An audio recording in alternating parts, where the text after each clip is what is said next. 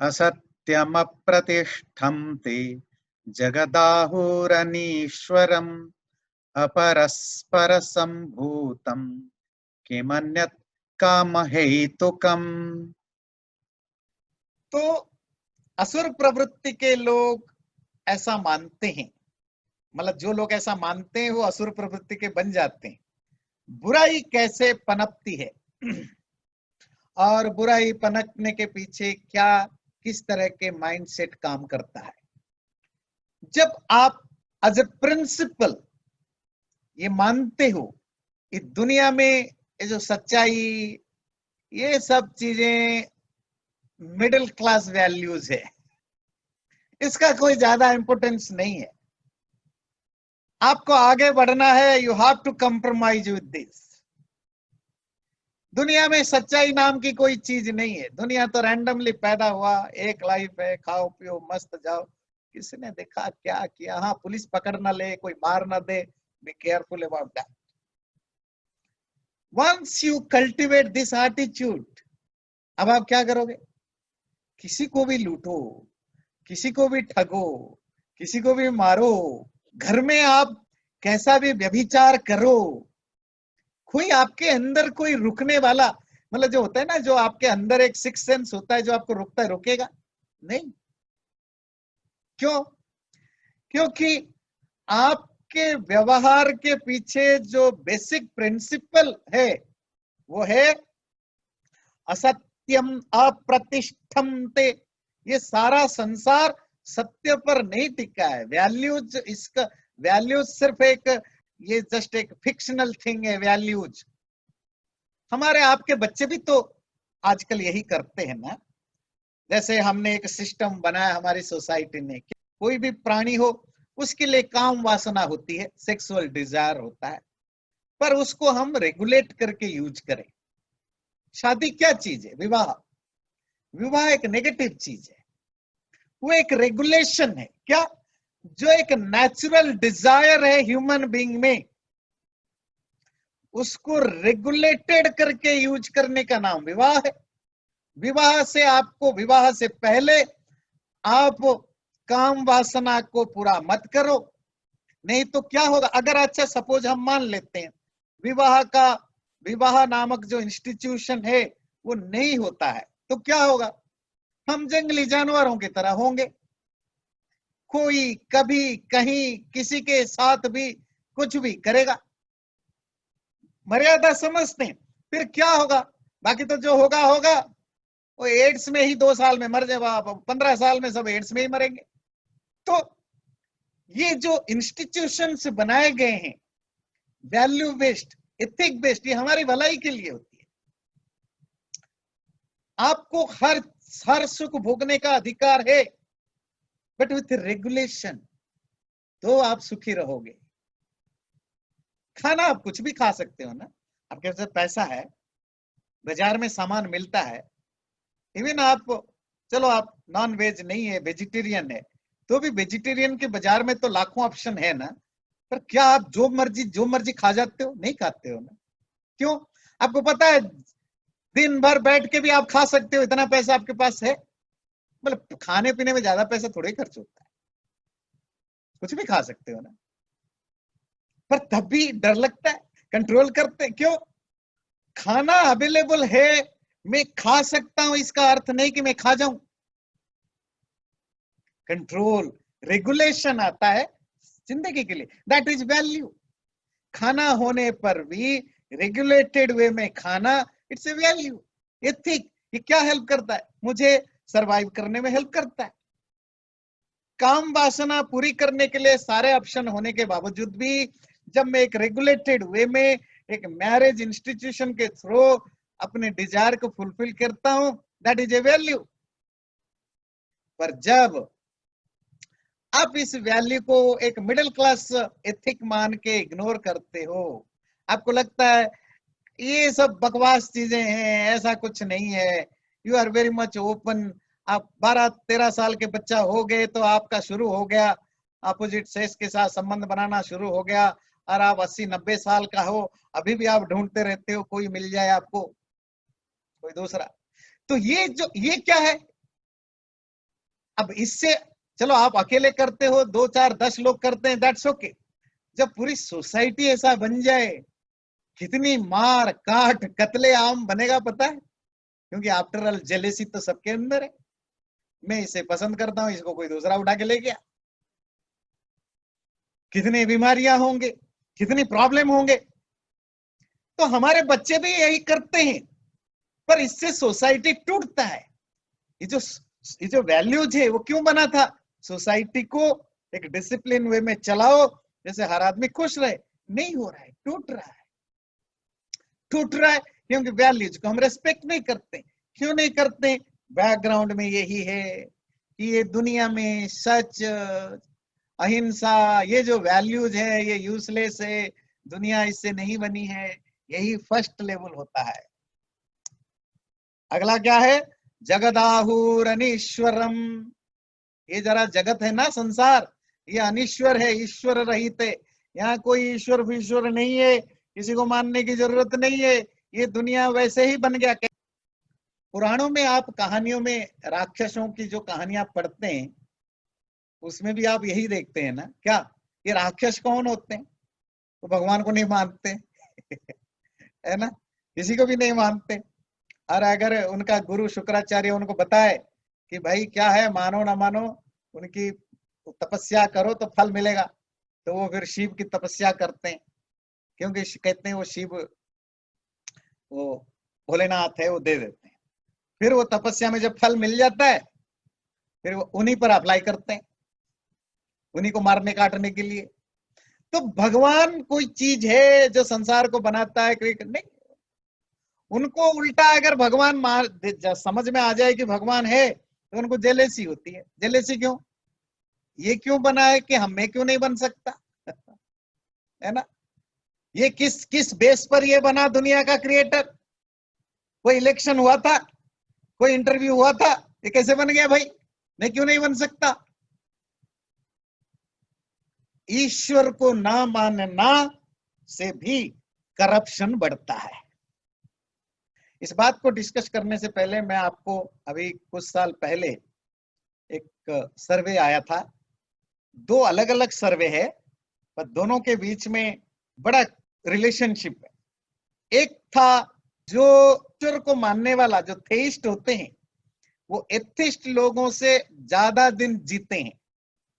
ये एक सर्वे से पता चला कि जनरली जो एथिस्ट लोगों का जो एवरेज आयु है, वो थेइस्ट लोगों के कंपैरिजन कम होता है। एक दूसरा सर्वे था, शादीशुदा लोग ज्यादा जीते हैं जो बिना शादीशुदा लोगों के कंपैरिजन। मतलब जो जिंदगी भर शादी नहीं करता, रिलेशनशिप नहीं रखता, वो कम, उसका आयु कम होता है। और जो रिलेशनशिप को मानता है, रेस्पेक्ट करता है, शादीशुदा का मतलब जो रिलेशनशिप को रेस्पेक्ट करता है, निभाता है, वो ज्यादा दिन जीता है। ये दोनों अलग अलग सर्वे, अलग अलग समय पर, अलग अलग जगह से आया, पर दोनों में एक बहुत इंटरेस्टिंग लिंक है। पहले रिलीजन पर आते हैं। ईश्वर को मानने वाले ज्यादा दिन जीते हैं ईश्वर को न मानने वाले से। क्यों? ये एक साइकोलॉजिकल इफेक्ट है। इंसान के जीवन में बहुत सारी ऐसी घटनाएं होती हैं जो हमारे सोच से बाहर है। हम अचानक बीमार पड़ जाते हैं, अचानक कंगाल हो जाते हैं, जॉब चला जाता है, हमारे साथ कोई ऐसी बहुत बड़ी प्रॉब्लम होती है। जो ईश्वर को जेन्युइनली मानते हैं, उनके अंदर एक भरोसा क्या होता है? भगवान है, सब देख लेगा, प्रभु सब ठीक कर देगा, आज खराब है कल वो ठीक कर देगा। ऐसा सभी रिलीजियस जो भगवान को मानते हैं, उनके अंदर ये आस्था होती है। भगवान ऐसा करता है, वो अलग चीज है, करता ही नहीं करता, पर ऐसी आस्था है। जो एथिस्ट है, जो भगवान को नहीं मानता, वो जब संकट में पड़ता है, उसके पास कोई कॉन्सोलेशन के लिए कुछ है नहीं है, तो he has to face it, and he has to face it alone, अकेले। रिलीजियस व्यक्ति फेस तो अकेले करता है, और अंदर उसके पास एक और ताकत है कि प्रभु मुझे, भगवान मुझे साथ देंगे। ये जो भगवान साथ देंगे, ये आपकी जो होप है वो होप को जिंदा रखता है। आज नहीं कल सब ठीक हो जाएगा, प्रभु की कृपा होगी। ये जो होप है आपके अंदर पॉजिटिविटी लाती है। जब आप होपफुल हो, पॉजिटिव हो, डेफिनेटली आपका स्ट्रेस कम होगा, टेंशन कम होगा, और होपफुल होने पर आपका लाइफ में जो मिजरी है, डिस्ट्रेस है, वो कम फील होगा। प्रॉब्लम तो उतना ही है पर फील कम होगा, तो नेचुरली आप हेल्दी लाइफस्टाइल, आप ज्यादा दिन जिएंगे क्योंकि स्ट्रेस कम है, टेंशन कम है, होप है। दूसरे के पास क्योंकि कोई कुछ है नहीं है, आगे कुछ सुपरनैचुरल कुछ है नहीं है, इवन वो फॉल्स हो तो भी कुछ है नहीं है, तो उसको लगता है कि that is the end, dead and, इसके बाद कुछ नहीं, अब क्या करूंगा, तो वो होपलेस हो जाता है। जब वो होपलेस होता है, उसके अंदर कोई ऐसा काउंसल करने का कोई सिस्टम उसने डेवलप नहीं किया जो उसको ठीक कर सके। शादीशुदा और बिना शादीशुदा में सेम लॉजिक है। जब आप दुख में हो या सुख में भी हो, ह्यूमन बीइंग का नेचर है किसी से वो शेयर करे। आज मुझे कहीं शाबाशी मिली, मैं किसको बोलूंगा? दोस्तों को बोलूंगा, पड़ोसियों को बोलूंगा, भाई बहन को बोलूंगा, उनके अंदर जेलेसी होगी और पता नहीं क्या क्या फीलिंग होगी। पति और पत्नी एक दूसरे से शेयर करते हैं, कहीं दुख हुआ एक दूसरे से शेयर करते हैं। बुढ़ापा में जब बच्चे छोड़ के चले जाते हैं तो एक दूसरे के सहारा बनते हैं। ये जो एक दूसरे की सहारा बनना, मेंटल, फिजिकल, सोशल, फैमिली, हर लेवल पर जब एक दूसरे की सहारा बनते हैं तो दुख कम होता है, स्ट्रेस कम होता है, टेंशन कम होता है। नेचुरली आप लंबा जिएंगे।